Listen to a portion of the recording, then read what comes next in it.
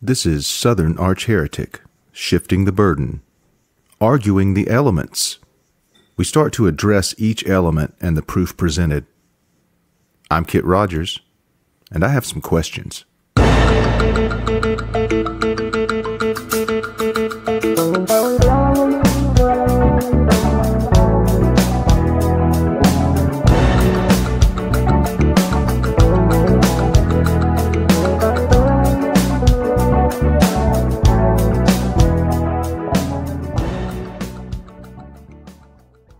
Welcome back to my Shifting the Burden series, where the proof for the existence of God is placed into a criminal trial setting, and the burden is on the believer to prove their case beyond a reasonable doubt. The non-believer is presumed correct in our exercise. How does the evidence hold up? Let's explore it. In the last episode, we listed the 8 elements needed to be proven beyond a reasonable doubt by the believers. Let's start with the first one. Element 1. God created the universe.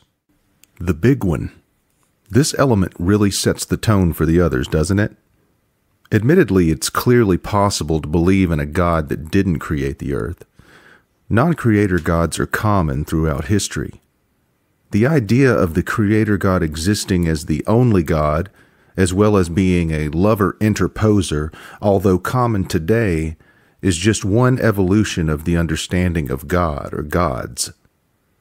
But with that in mind, let's look at the arguments as they apply to this element. Potentially every believer's argument put forward in this series either directly or indirectly claims to offer evidence of a creator God.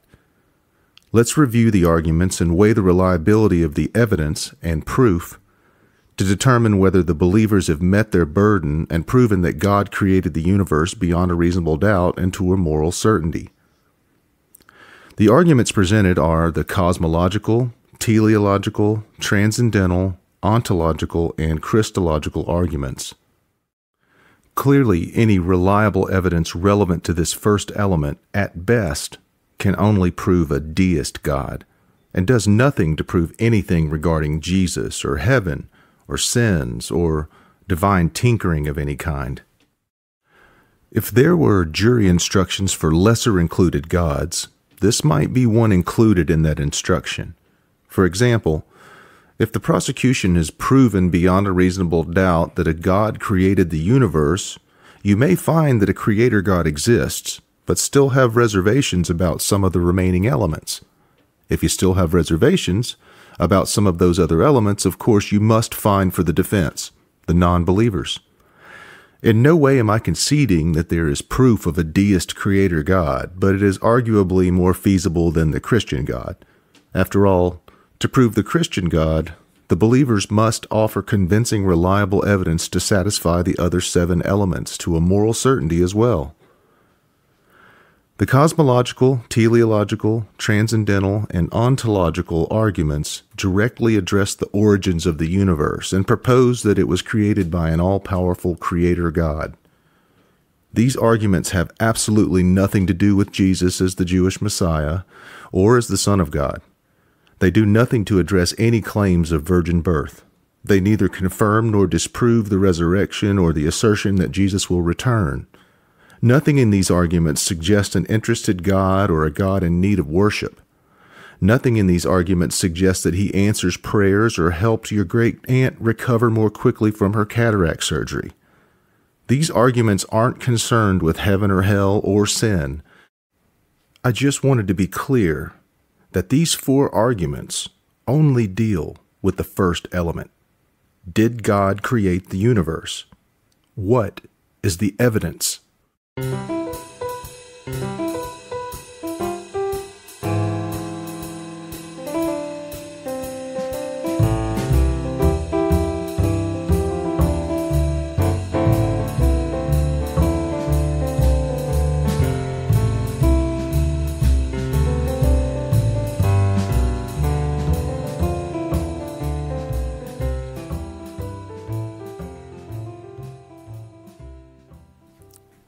The cosmological argument provides that the study of our surrounding universe leads us to believe that there must be a creator God.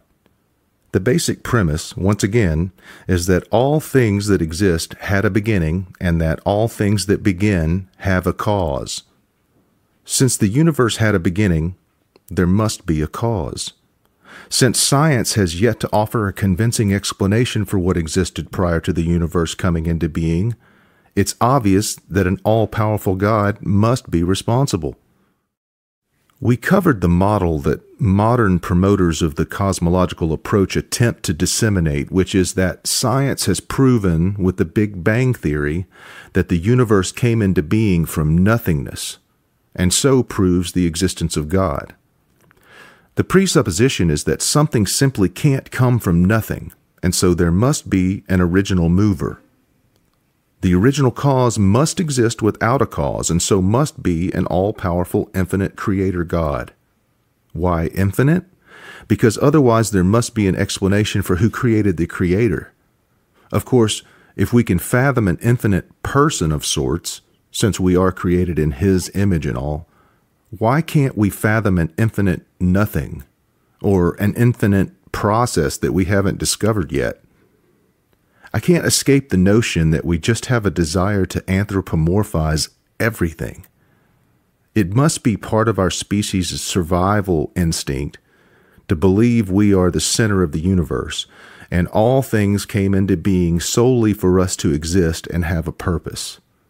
I mean, it's unmitigated hubris, but that will never give the believer any pause. Not if they believe they're doing God's work. I offered what I think is at least an entertaining alternate hypothesis for the nothingness prior to the Big Bang in the cosmological argument episode. There are plenty of hypotheses presented by actual scientists as well that oddly enough also require no supernatural prodding. My position is that for the cosmological argument to carry any weight at all, you must accept the premise that humans are incapable and will be incapable in the future of developing a better understanding of the origins of our universe beyond what we currently know, specifically if we keep using the scientific methods which ironically earned us the knowledge that allows us to discuss this issue in the first place. Pursuant to this argument, we have our answer. God. Look no further. Seek ye first the kingdom of God and his righteousness, and all these things shall be added unto you. Matthew chapter 6, verse 33. I can't recite this verse without singing the melody. If you're the product of Catholic school, you're probably singing it as well. Alleluia, alleluia.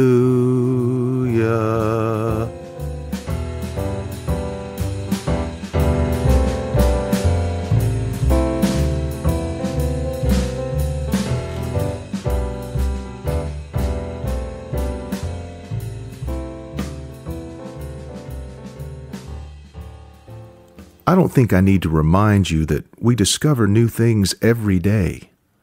Clinging to some scientific evidence to further your non-scientific argument is not only hypocritical, but possibly disingenuous. My questions to anyone espousing this argument would probably be intended to challenge their credibility and to demonstrate their bias. I would specifically want to know their position on faith and whether or not they felt any duty to spread their particular faith. You may be surprised, I doubt you will, that most anyone who argues for the existence of God approaches it from a religious worldview.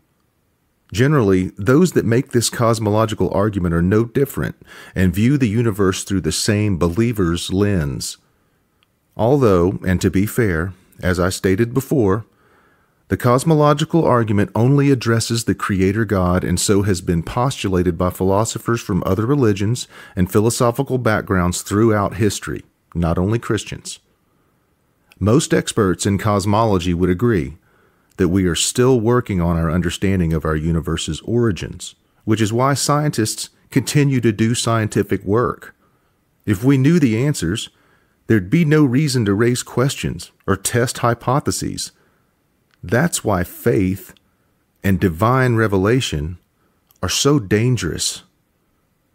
It requires no evidence and no testing. It presumes an answer that cannot be questioned. Folks, that's not proof. It is counterproductive to the search for true evidence, and in some ways reaffirms the arguably immoral, or at the very least unethical, teaching from God in Genesis. God's message to Adam and Eve, and so vicariously to the rest of us now mortal humans, because his punishment was to take away our access to the tree of life, was clear. We human beings know enough. Inquiry is dangerous. It draws his ire, and his wrath is wrath.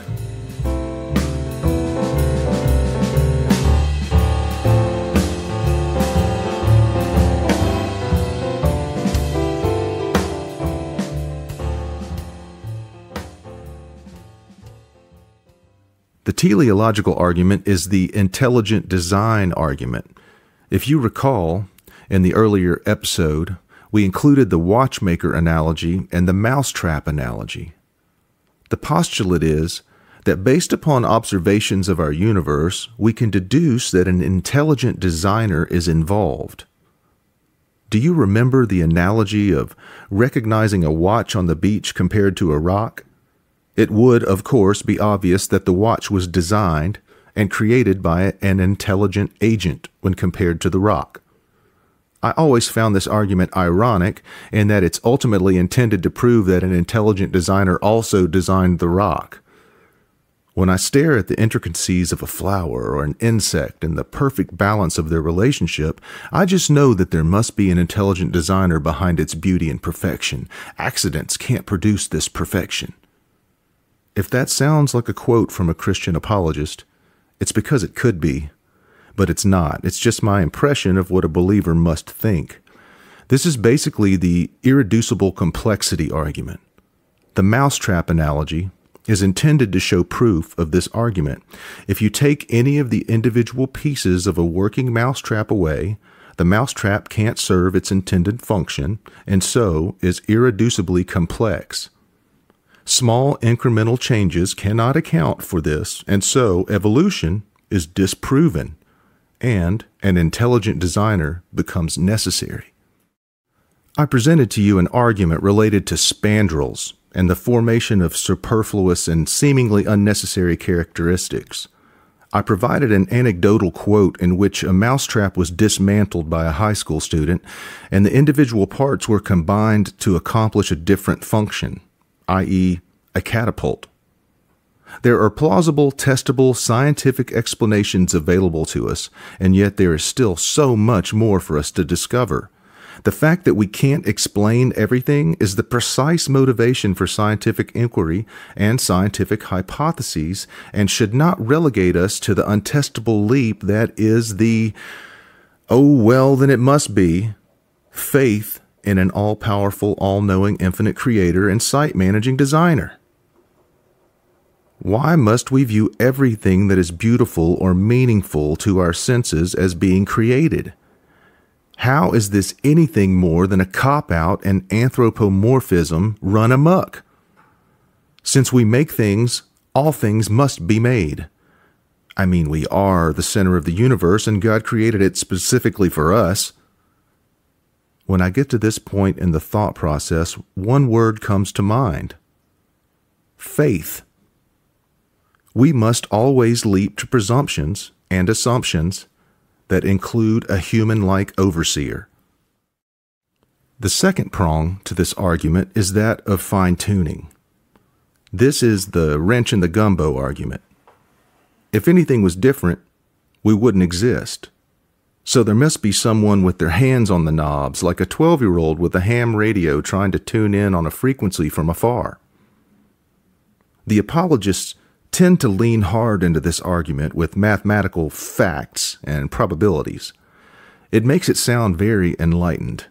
When we see the odds are a gigazillion to 1 that our atmosphere is made up of the exact percentages of breathable elements for our existence, or that the probability of consciousness is some unfathomable number, it makes it seem like an impossibility for it to accidentally occur. And it is. That's the problem with the argument. It's based on a complete misunderstanding of evolution and natural processes. Natural selection, randomness, and the passing on of characteristics is a slow and incremental process. Although not controlled like a marionette by a puppet master, it's still not accidental. Randomness is not equal to accidentalness. Let me repeat that. Randomness is not equal to accidentalness.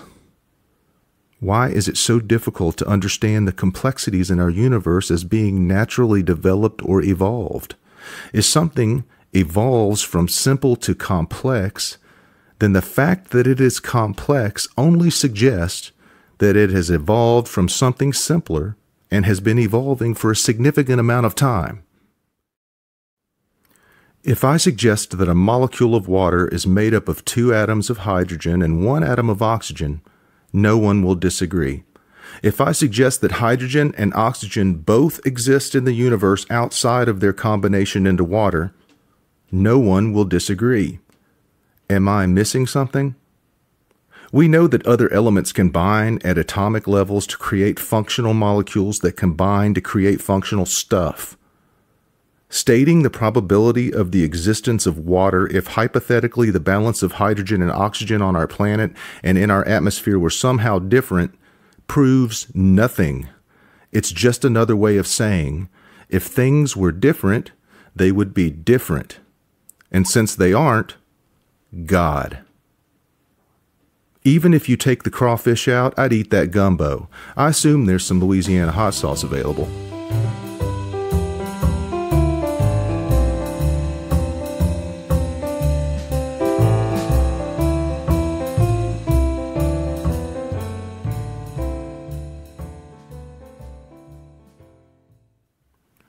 How can there be objective morals if there's no celestial rule maker?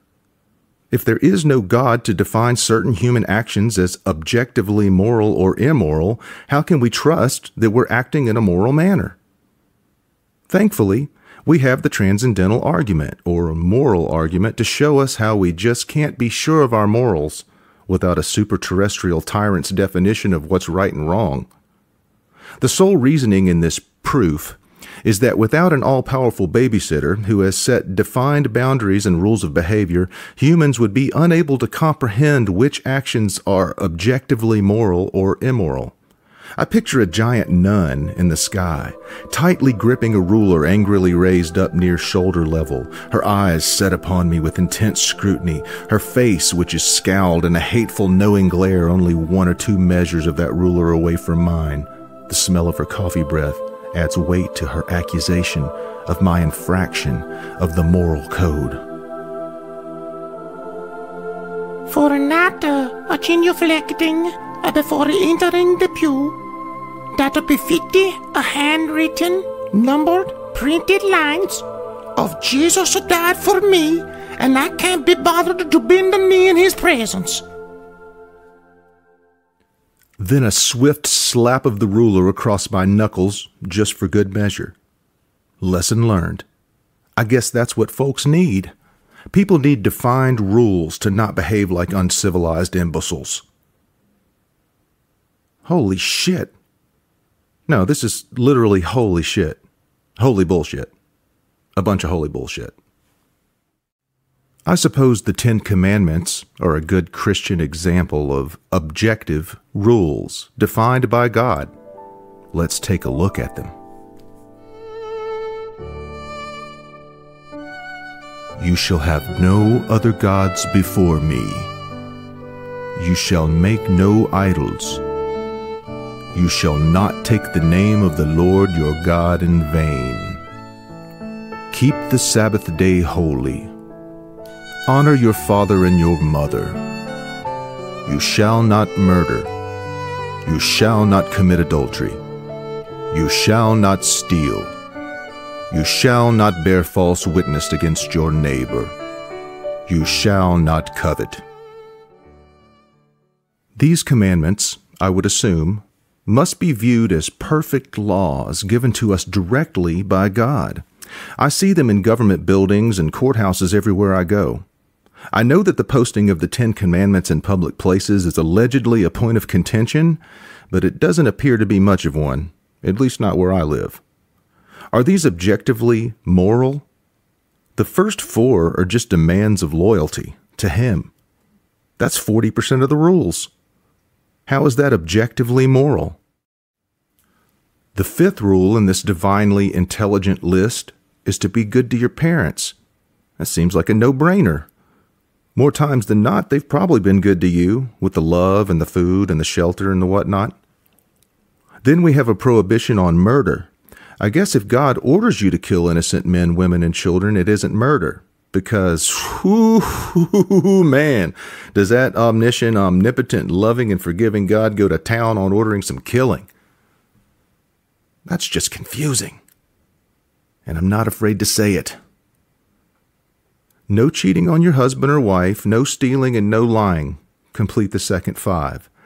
I think the second 5 rules can arguably be viewed as objectively moral, whatever that means. I think perhaps they should be viewed as subjectively moral, but not subjectively original, and definitely unnecessarily chiseled into a stone tablet. I'm not so sure about number 10. Why can't we covet? It's probably not the healthiest psychologically to constantly want what someone else has, at least if it coincides with dissatisfaction with your own wife or your own ass, using biblical terminology. However, coveting seems to be the grease in the wheel of American capitalism. Hard to preach, thou shalt not covet, and the prosperity theology in the same sermon without being obviously hypocritical or maybe ironic. Trying to be kind. We've already discussed how irony often seems to be lost on the believer. Although I'm certain this particular irony is preached constantly and to large congregations. Just tune into Joel Osteen for a heavy dose of said irony. For those who don't know what prosperity theology is, it's the teaching I hear most often from television evangelists like Joel Osteen. By no means am I trying to draw attention to this particular charlatan. I just see him on television, and so he unfortunately is most likely to exist in our collective subconscious, filed under famous preacher.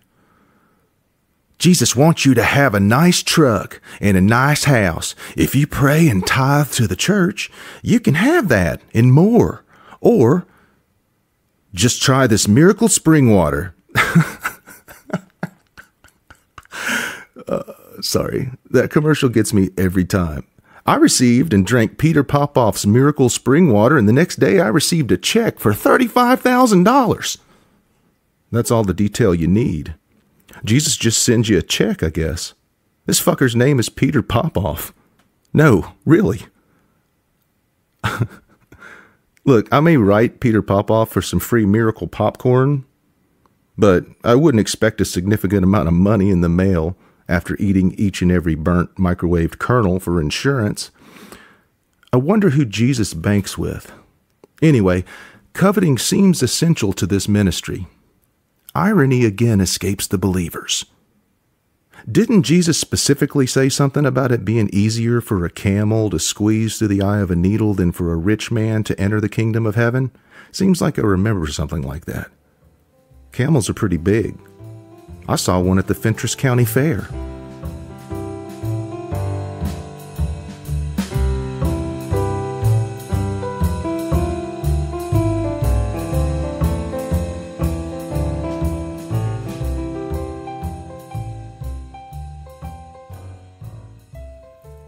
That brings us to my old favorite, the ontological argument. I'm not going to further acknowledge the ontological argument. It's specifically an attempt, and a poor one at that, by St. Anselm and everyone that follows his lead, to pose some sort of philosophical conundrum where God must exist because we have defined him as the most powerful and greatest being imaginable. Existing in reality is greater than existing in only our imagination, and so to avoid a contradiction, the most powerful and greatest being imaginable must exist in reality. It honestly makes me feel stupid trying to argue with this, And it's not because it's a valid argument and difficult to contend with. It's because it's just blatantly a puzzle put together purposefully to prove that God exists. It's not a postulation based on observation or any evidence at all. In fact, it's devoid of evidence completely. You, as a juror, should not even consider this argument, in that your job is to judge the reliable evidence that is offered to prove the elements for the existence of the Christian God. There is no evidence in this argument. And besides, I find it to be silly. I'm moving on. What can the Christological argument offer us as it relates to the first element? Besides the fact that there is nothing reliable about any portion of the Bible, and you shouldn't really consider it when deliberating, this argument does very little to prove a creator. Yahweh, the creator, is just necessary for Jesus to be his son. Christianity is about Jesus, not the Jewish God Yahweh. Just ask St. Paul. Since this argument also includes the biblical argument, I suppose we can refer to the Genesis story. But no educated Christian apologist ever goes there. I know that a large portion of our population literally believes the Bible stories, which means they literally have not read them in order. There is simply no way to get past the contradictions. I have never met a self-proclaimed devout Christian that didn't refer to certain verses of the Bible to prove some point or to support their instruction or advice. I've also never met a self-proclaimed devout Christian that ever quoted the verses that specifically describe the horrible, incestuous, genocidal, maniacally sadist acts of the loving God that guides them. How can we pick and choose? It's either God's word or it's not. The parts we ignore are because the acts and lessons within them are viewed as unacceptable and brutish, to say the least, in our modern society. That is due to secular influence, not religious influence. The social evolution of the religious believers to recognize certain scientific principles is based upon the secular communities putting their foot down on the nonsense and the reasonable humans recognizing reliable proof. It becomes harder and harder to argue that you must sacrifice a pigeon to the Seattle rain gods in order to avoid catastrophic drought when you've run out of pigeons and it never stops raining. Listen, that's all I'm asking of you, is question any story told you when you were a child that you still believe. You aren't going to live forever anyway, so inquire. Then research them to see if there's any actual historical validity. It seems simple enough. Better yet, if you're a believer and you're still listening, first off, thanks, and I hope you've enjoyed it. Secondly, please pick up your Bible and open it at the very beginning and start reading it.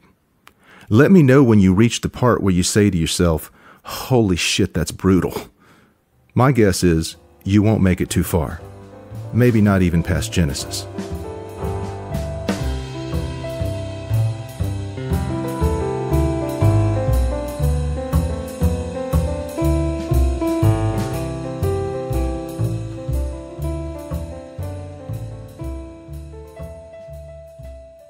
So what is the evidence that proves beyond reasonable doubt that God created our universe? We have some philosophical posturing and circular reasoning. We have the notion that because stuff is complicated, we are probably too stupid to ever figure it out, so God must have planned it that way. Oh wait, maybe that's my version of some of these arguments. Anywho, I explained in the beginning that the defense doesn't have to prove anything and that the burden is on the believers to present convincing, reliable evidence. So far, nothing. This is where I would expect a chorus of, "You can't prove there isn't a God." Of course not. There is no proof that God didn't create the universe. There can't be. Just like there's no proof that I didn't or you didn't. Just like there's no proof that werewolves don't exist. To put this in perspective, there's no proof that werewolves do exist. And if your job was to determine whether they do or don't based on an amount of evidence equal to the amount of evidence presented by the believers so far regarding God the Creator, the answer would have to be that werewolves do not exist. Therefore, you simply cannot find that there is proof beyond a reasonable doubt that God created the universe. To borrow from Carl Sagan and what is referred to as the Sagan standard, extraordinary claims require extraordinary evidence. We'll continue with the elements next time. Until then, love ya. Mean it.